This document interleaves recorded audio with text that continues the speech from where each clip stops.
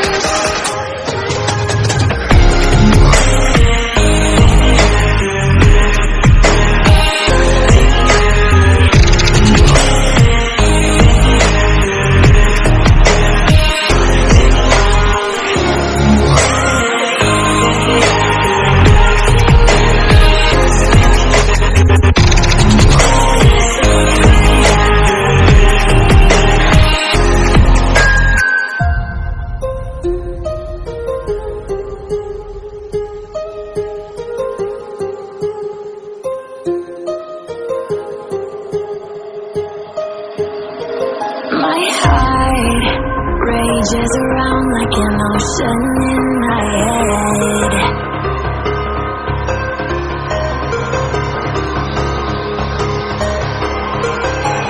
I can almost feel you walking in the distance, but I know that it's not reality. If you are echoing around inside these parallel dimensions all alone, now I'll find you in my dreams.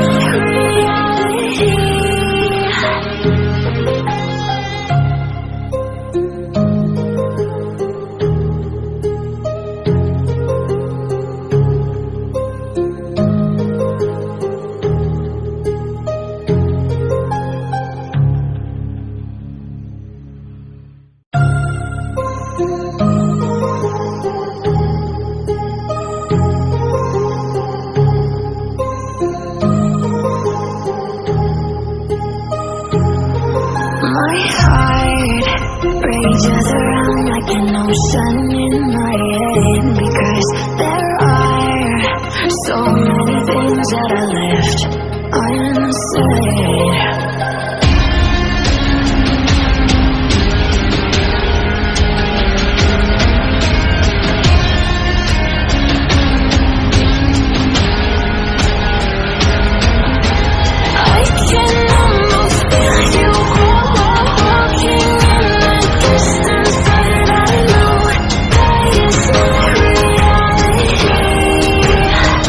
If you are echoing around